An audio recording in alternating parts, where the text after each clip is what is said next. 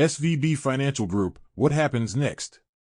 On March 8, SVB released an 8K announcing that it had sold $21 billion of its AFS portfolio and incurred a $1.8 billion loss. To cover the shortfall, the bank plans to raise $2.25 billion in equity capital. However, given its 13.0x leverage ratio, this move was not a wise one.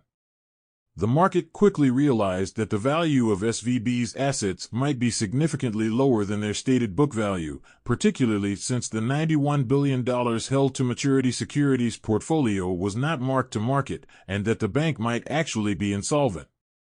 Over the course of 2 days, the SVB's market value plummeted by 85%, leading to a halt in trading on the morning of March 10. Following this, the FDIC placed the company into receivership, taking control of SVB's assets and operations.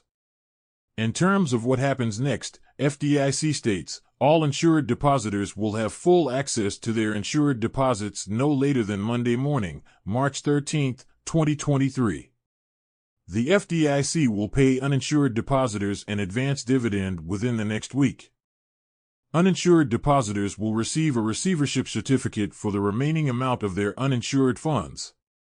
As the FDIC sells the assets of Silicon Valley Bank, future dividend payments may be made to uninsured depositors. Like other banks, SVB's primary source of liabilities is customer deposits.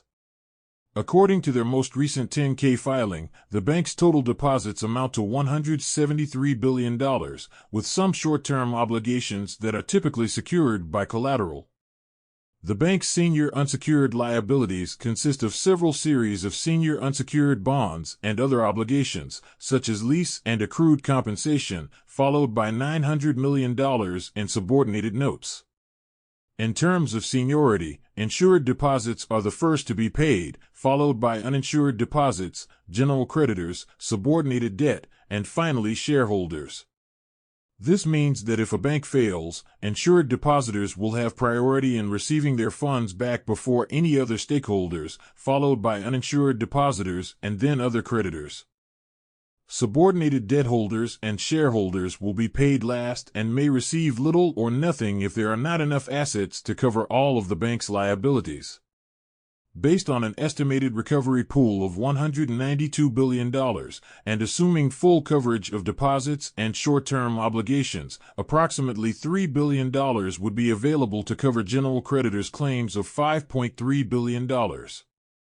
This suggests that general creditors could potentially receive a recovery rate of approximately 57%. However, subordinated debentures and shareholders would not receive any funds, as there may not be anything left after the higher priority claims are satisfied.